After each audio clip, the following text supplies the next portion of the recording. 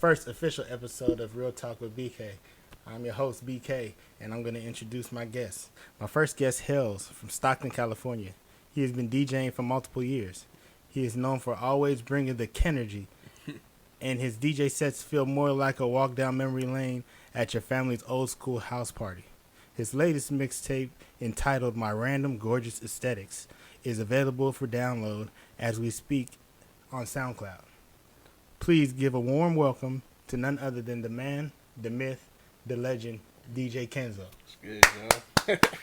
Appreciate you, bro. Appreciate you, man. How's everything going? Everything's going good, man. It's been quite a journey with everything, with the Rona and everything. Right. But it feels good to kind of just put content out again. It feels real good to put content out again. Honestly, trust me, I know, man. It's with starting this whole business and everything like we talked. It's really about just following your purpose and your dream, and then putting out content that you believe in, that you would back and follow, and hopefully other people do too. Definitely. So let's get into it. DjKenZo, man. Yes, Where did it all start? So it all started honestly in a college dorm. I mean, honestly, if we really want to get down to it, it started in with me and you. We both West Africans, so it kind of started with African parties. Like I kind of just was always interested in what makes these parties so fun. What makes these parties so just vibrant. It's just a certain type of look when you go into a Sierra Leonean party, and it's all rooted off of the food and the music. You took the thoughts. I was about to say it's always the food, the music, and the energy. Exactly where it comes from. Yeah. So getting into DJing, I know that's not really a path that a lot of our Sierra Leonean people really take. I know that you had to kind of create your own path. Where did it all start? I know it started from house parties, like you said, but from there, how did you really decide to go down this path? Honestly, it started from college. That's when I started really getting confident. What college did you go to? The Academy of Art University. Exactly. And it just started from there. My roommate shout out to my old roommate Kohai. He was Japanese and he was DJing. Excuse me. He was DJing, and I would just watch him, and then one day I was like, hey, let me try it real quick, and then he was just like, hey, I never found anybody that just picked it up like that. Right. So he was just like, you should probably get into it, and then this is also how I got my name, because he couldn't pronounce my name. My name is Kenny, but he pronounced it as Kenzo. We do have the hard names. You don't know. You don't know exactly. So he was like, I'm gonna just cut it short and call you Kenzo. At the time, I didn't know what the hell a Kenzo was. Right. I was just like, oh, okay, I'll run with it. And then that's when DjKenZo came into play, and I was just honestly just DJing in the dorm room. And then I think the first time I ever DJed was at my Uncle Malcolm's house party, 60th. Which and then, which he was there. And the energy let me tell you about the energy in the room was fire. All me and all my cousins, man, we get along so well. We're all on one accord. So he pulled out his cell phone, if I'm not mistaken. I pulled out the cell phone, connected it to the laptop. It was DJing off the cell phone. But I'm talking about the mix was almost perfect to the point where we're like, crazy. I'm like, man, you need to, let's go, DJ Kenny, but let's go. On everything. He throw it down in here, and then from there, I just one day got a flyer. I think it was on Instagram. Yeah. And then we were just like, wait, he's DJing. I was like, he already was. So let me tell you about Kenny. But first, he does dance his butt off behind the DJ set. So he's gonna be back there. He's gonna be really rocking. He's gonna be shaking. He's gonna two-step. He's gonna whoa. He's gonna put all the new dance moves out as he's mixing. So while he's doing that, he's just like, man. So that's really understandable why your thing is about bringing the Kenergy, because you've always been that type of Kenergy. Let's speak to that. Where do you find that energy when you're out there performing? Honestly, I think the energy is just rooted off of our backgrounds. Our energy is rooted off the backgrounds, and just I don't know, Stockton too, because Stockton really is you've been there. It's really not a lot out there. So it's you kind of have to have a really deep imagination if you go have fun. Exactly. So Kenergy was kind of just having a lot of energy was rooted from Stockton, rooted from my background, and just kind of combined together, which made Kenergy. Because Kenergy, I feel like, is something that it's in anybody. You just have to really find it and tap into it, because once you tap into it, it should be pure and genuine, and it should be able to just touch everybody, not just yourself, but touch everybody. So, and I wholeheartedly agree about that. And that's just with anything you do, once you find your passion in something and you're putting it in there and you're putting it out for the world, it can be scary. It can be super scary. Some people might say, "Oh, you're the greatest, man. This is dope," and other people are gonna hate. But it's really just about taking that and just moving forward and just believing in yourself. Yeah, that's really what it comes down to. So let's get into that. From there, how is like the coronavirus and how has that like affected you, and what are you doing still to like be engaged? Like we could talk about like your Instagram. How did you even see the evolving of followers from like a couple hundred to almost 4,000 or 5,000? It was crazy, bro. Cause like before when 2020 started, me and my manager Cameron, shout out to Cam, by the way. We were just we were linking up and like, well, this is what he also is. He manages this artist called Don Quez, and we were just like, all right, well, here's Don's plan, and this is your plan. Where do we want to go from here? And I told him like, I want an impact. Like this is the year of impact. Like whatever we got to do it. Like let's manifest it, put it in there, and it will come back. So honestly, 2020 was just a bunch of impact, and even when the Rona hit, it was kind of like, damn, how can we do this if we not at shows and stuff? But so I've seen a lot of DJs do like Zoom parties, and there's like Twitch and other stuff like all that stuff. Yeah. So, but it's really just you taking it from DJing and putting it into like an artistry form where you're like almost like trying to get on that like DJ Khaled, you know, like DJ Envy, other type of things. How is that transition been as far as like being the talent artist and not just the DJ in the back? It's a tough transition because like you said, it's scary. So it's like, how can I feel like DJing has become just kind of this auxiliary thing, and I wanted to be one of the ones to kind of show that we are artists, we can be seen in that light. So I was like, well, how can I like separate the two but also bring the two together? So honestly, that's when I came up with different mix ideas. That's when I started putting more effort into my promos, paying attention to my following, because at the time, like, you know, my following kind of just jumped when after like performing for MC Lights, the opening up for like Neff the Pharaohs, it just went from one following to like boom.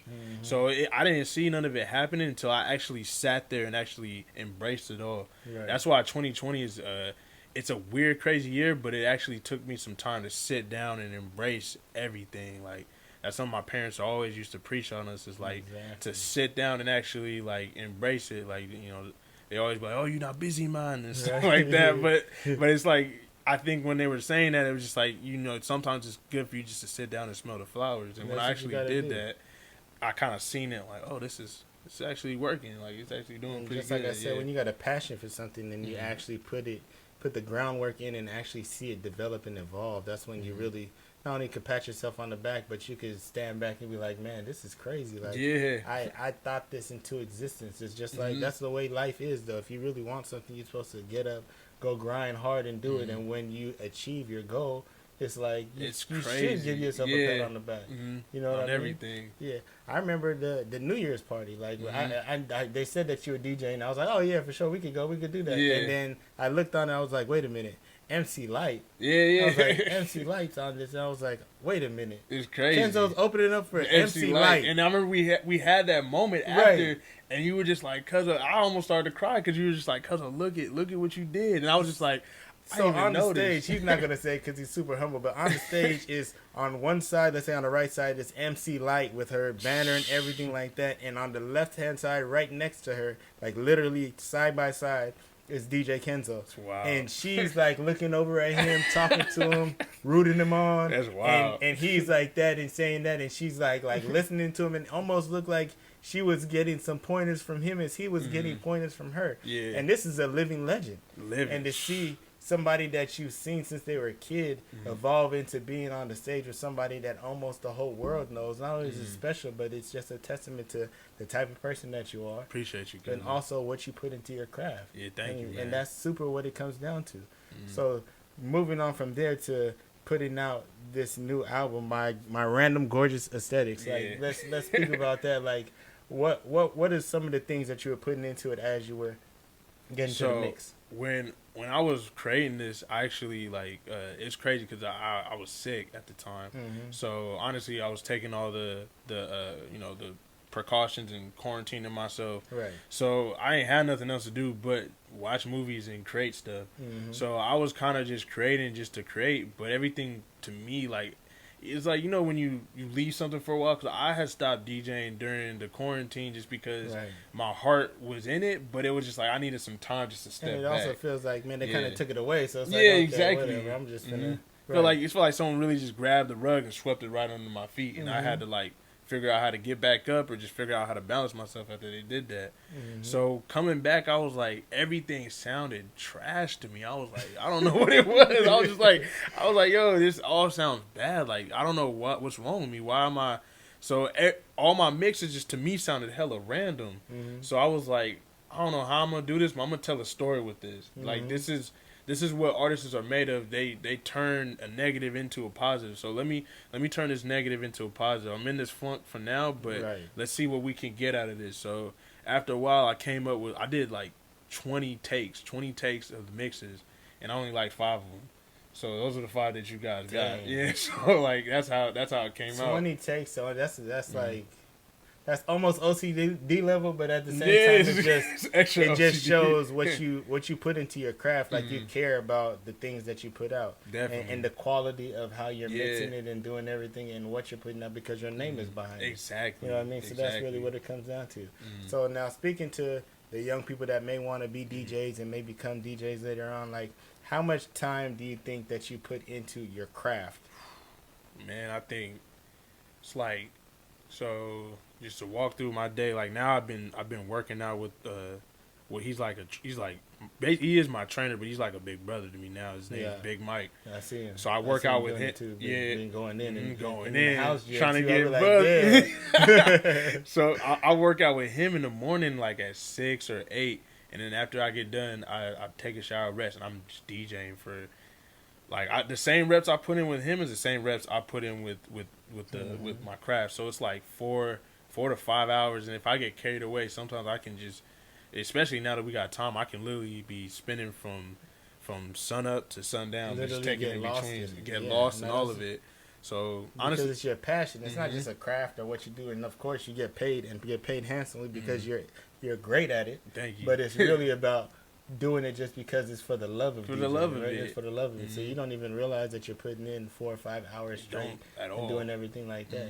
And that's what I tell, just like me. Everybody knows that I coach football, and the thing that I tell about my players is this is what you have to do and put it into it. When we're going over game plans or whatever, I probably be at the school like 4 or 5 hours, and then I come home and I watch like 3 or 4 hours of film. You gotta love it, though. You gotta love it, and I could do it, and it doesn't even feel like you're really doing it because it's something that you love. It's your passion. Just like, for example, coming up with questions to ask and things like that. Like I don't think about it because it's like I love doing it, and I want to get to know the intricate things of like how you DJ, why you do it, what are your thought process, and how do you do that. That's really what it comes down to. And that's the amazing thing about a craft, man. Because like that's why one thing I always tell people who want to be taught how to DJ, I always tell them before I teach you is like you gotta really love it. Like you gotta love every inch about it. You gotta love people coming up to you requesting crazy dumb shit. You gotta love sitting and finding songs for hours. Like it takes like. It's so easy to DJ the top 100, but I'm the type of DJ I want to like dig. I want to dig for some of the craziest songs you never heard of, or an artist that doesn't get that much love. A lot of B-side stuff like that. Exactly. That people be like, wait a minute, I haven't heard that. I haven't heard this song or something like that. Like it made me.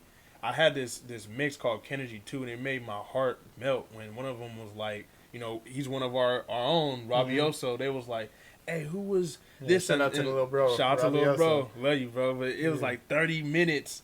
That like 30. It's like minute 30. It's like, who's this? A minute 30. I'm like, oh, that's Rabioso. That made my heart melt. The fact that they went and listened to that, and it's just like they never heard of him, and they hear him through a mix. And there's so much untapped talent out there too. So for you to be able to show them, okay, well, I'm about to look and see it, and if I really mess with you, I'm about to put it on. It's a good thing. You know, that's really what it comes down to. So speaking of that, what can we expect on the new my random gorgeous aesthetics? So what can we expect on that? Honestly, just a lot of dope blends between different type of. It shows my diversity. Like I think the first mix is kind of like a lot of local talent. Like local talent that I like to listen to, and then there's even a house mix on there. Like, you know, I love all type of music. Like I even love house music, and you know, I know there's a lot of DJ. The house industry is like, it's not so like black anymore. Right. When it first started, there was a lot of black DJs that were doing house, and now it's like that's kind where of it originated. Cause it was underground. Exactly, like, Chicago and everything. So I definitely have tapped into that side just because I was like, if I'm going to be a DJ, let me pay homage to the culture in general, like hip hop and house, because that's what got DJing popping. That's really what it came down to. Yeah, so it's a blend of a lot of things. It's there's even like some real chill vibes, even some crazy like this is some crazy songs on there that you kind of wouldn't expect me to play, but when you listen to it and you get to know me, you're like, oh, okay. It's like a journey, like you get put on a journey. Yeah, we're getting a journey to know who KenZo is, who Exactly. DjKenZo is, Exactly. and what pushes the needle for him, so to speak. Yeah, that's dope. Yeah, I just made that up on the top of my head too, but that's pretty dope. I may have to copyright Hey, that. it's yours, cuz it's all good. What pushes the needle? I like that. We may have to write that one down. We're innovative here at Real Talk On with everything. BK. On everything. Okay, so let's go some rapid questions. What's the craziest song that somebody's requested of you to play? The craziest thing is I love requests too, but I think the craziest song was this one dude wanted me to basically play. It was I don't even know the title because it's not in English. it was at Pink Elephant, and he wanted me to play he's Indian, so he wanted me to play like, you know, his I guess like a Punjabi song. Yeah, so I was like, I wasn't discriminate because I heard it when I got to the house. It was dope, but I was just like, it wasn't. I don't know how I could even. I don't know how to mix it in there. I didn't know what beat. I downloaded it too, but the BPM didn't even show on my laptop. So that had to be one of the craziest things. And then probably getting. I actually played it too. Someone wanted me to play "Oops, I Did It Again" by Britney Spears. I can see that. But it was at Complex, which is no offense to Complex, but it's one of the most ratchet. No offense to Complex, we love it. We love it. It's in Oakland, and it is one of the most ratchet places. But it is a fun place to be. It's a fun place to spend. I just didn't expect to get that at Complex. You read the room and was like, I read the room. I was like, I don't think this is a good idea, but I'll squeeze it in towards the end, I guess, or something. That's when the lights turn on. That's you feel me? That's what I did. That's how you get it to get everybody out. Everybody get out of that thing. Yeah, that's probably the craziest request I ever got was those two. What's your favorite song right now to play? If you were in the DJ in the booth right now, the club, what would be like a song that you would have to play right now? My favorite. That's a good ass question. My favorite song to play right now would have to be probably anything by Popcorn right now. Popcorn is pretty. I love Popcorn's album, like reggae. Popcorn, yeah, Popcorn go crazy. And one song I always play, and I know this song ain't got nothing to do with us, but it's "Act Up" by City Girls. It's just something about that song that go for crazy. The ratchets, yeah, because not just for the ratchets. I mean, very sophisticated women like that for the women. Don't get me wrong. I'm just saying that. It's a perfect song to play in the club. Exactly. And even dudes, even though we don't rap it, we just nod our heads to it. Like it's City Girls, and let me not forget Megan Thee Stallion. What's that song called? Simon Says. Okay. I don't know what. Well, that beat is dope. That beat's hard. And I think it's like I already DJ for women in general because like honestly, a promoter once told me like.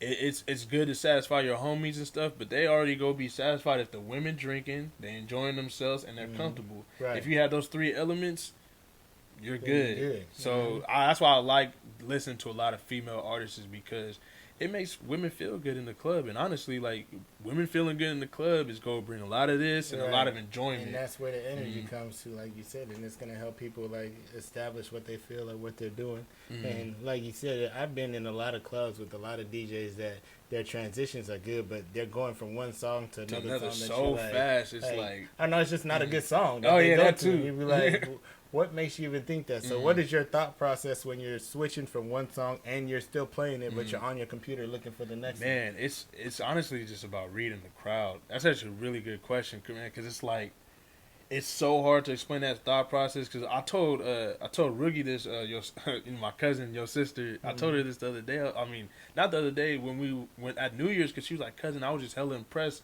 the way you did that. Everything." I'm like, everything just slows down for me. I don't know what it is, but when I'm spinning, everything gets real slow, and I'm able to read the crowd when it's that slow. But to be honest with you, in reality, it's going fast. Right, Boom, super boom, fast. boom, You think about it, a song is really like maybe 3.5, 3.5 minutes, and you got 5 minutes at the most, exactly. and you're not even playing the whole song. You're not playing the whole song So at all. really So it's like about a minute. So and it's like you're up there sometimes in the club for an hour. right. So you ain't up there for long. Mm-mm. So But to make your mark on a crowd of 100, 200, 500 people, it is a big thing. It speaks to the character and also speaks to, like you said, it's really about vibing. I think it's almost like a counselor or like somebody else where you have to kind of read the temperature of the room and see what you want to do. No, it is because everybody's been in the club, right? Where the DJ plays this one song and it's dope, and then they change to another song and you're like, I was still I wanted to still be there. Why like, did you change? You know what I mean? It's like if you go change it, you got to make sure the next song is damn near the same remembrance of the last one. You got to bring that same atmosphere because I think just like that. Like I think as myself as a counselor, like you could be coming in there after a really really tough day of work. You could be coming in there after a bad breakup. You can be coming in there for a celebration. That's you just got a contract. You never know. So it's like I always think like, man, if I play Act Up, something after this got to follow and it got to hit. It got to go harder than that because if it doesn't, the energy go like this, and you don't want that. You don't want to stand still in the energy. So that's why the original thing of DJing is really the MC, and MC means move the crowd, right? So that's what you're supposed to do. It's like as a DJ, you are really moving the crowd. You basically control their demeanor. You control their personality. You control the vibe. As a matter of fact, you could even start or finish a fight. Yeah, you can. Based off of the song that you're playing. Because there's many people that probably hear some like YG or something or and some they get mad. You know what I mean? And then they you go just crazy. get it and then you start to jump around and you hitting people. But if you switch the song to something else, it's going to stop it almost. It's going to keep it at ease. You know what I mean? And it's like, it's all about controlling the crowd, man. Like you said, like you can really start so many things. You can start an electric slide. Right. Like Miles Medina told me this once because I remember it was like, this was the beginning of my career and I was really like, it's like the Bay Area, you already know the Bay Area DJs they tough. Yeah, very tough. And I'm from Stockton, so I was like, man, I feel like I can never play what I want, and I feel like I can never like pretty much do what I want because I'm always in the beginning, or I always feel like I start off the whole club, and no one gets to see me. Or I feel like I'm second and everyone's waiting for the next DJ because they already know about him because they don't know too much about me. So Miles was like, once you control the crowd, you can do whatever you want from there. He's like, once you control the crowd, you can do whatever you want from there. And once he told me that, I started focusing on just that. Because I guess my focus at that time was like, how can I make this crowd understand where I'm coming from? Exactly. But I'm like, man, maybe I need to start thinking of how can I get this crowd to basically embrace what's going on and figure out what's going on with themselves and then give them me. No, that's like, true. Yeah. That's true because, I mean, that's what it feels like. And then also, you know, like there's certain DJs in the Bay Area, once you see their name on the ticket, you're like, okay, I'm going to go there. Yeah. You know what I mean? And you're moving your name up to that just because every single time that you do DJ, you're never hearing bad things. The only thing you're hearing is like, oh, hey, that dude that was up there was pretty dope. Yeah. What's his name again? You know what I mean? It's like that. I think the worst thing I ever heard was this lady said, she was like, you made me sweat out my weave. She was like, I'm really mad at you. I was like, oh, that was I'm the mad worst at thing. you in a good I'm way. mad at you in a good way. Because it was, I don't know what it was that night. It was at SS State and everyone was just sweating. Right. It was hot. And then she just like, you made me sweat out my weave. I'm not happy with you. I can tell you like that for anybody that DJs, I can tell you that might be one of the best compliments that you can ever do.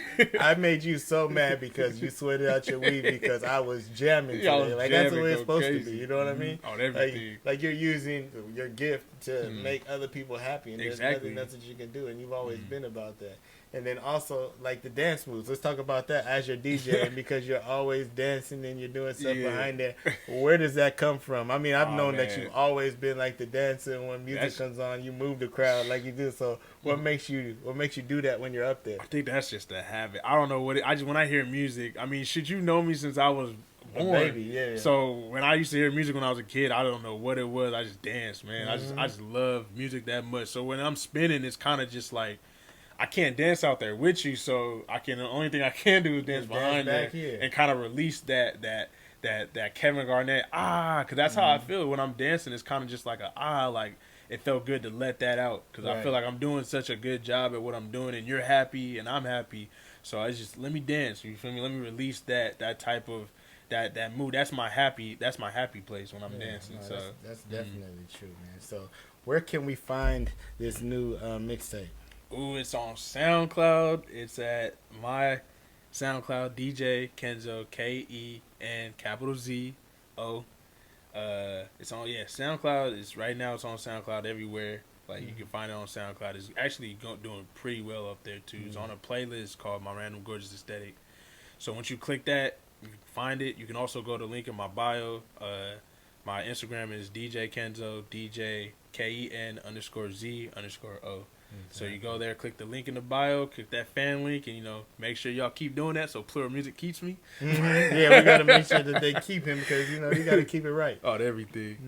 But that's how you find it right there. And honestly, man, just very grateful for everyone who's listened. So appreciate everyone who's listened to that shit because it's definitely an honor to be able to release content and it be received like that. I definitely understand that. Well, I want to say, man, this has been one hell of an interview. I know it I felt like it was pretty short, but I thank you for being my first guest on Real Talk with BK. I thank you for driving all the way out here and also even giving me the same notion. Every time I talk to you about this, you were like, no, bro, I'm coming, I'm going to do it. Yeah, not only that, but you're good at this and you can do it, so just keep it up, man. So I just want to say I appreciate you. Thank you for coming out here, man. I appreciate you, man. We're going to rock with it, and hopefully we could keep on doing this platform stuff. Thank you, family. Appreciate you for having me. Thank you. Appreciate you seeing the vision and everything, man. Oh, yeah. From day one, I knew that it was something. I was like, man, you got something here. I'm telling you. And I've been like that with my other cousin. And I got somebody else coming on the show that's going to be fire. That is another artist that kind of inspired. And Can't wait. Y'all from the same stomping ground, so it's going to be something. So you all know you can find this on YouTube. You can also find this on Real Talk with BK, RTWBK _. And we're just going to keep it moving. So thank you guys for tuning into this episode, the first episode of Real Talk with BK. And we're going to keep it moving. So I'll see you guys next time. Yes, sir. That was dope.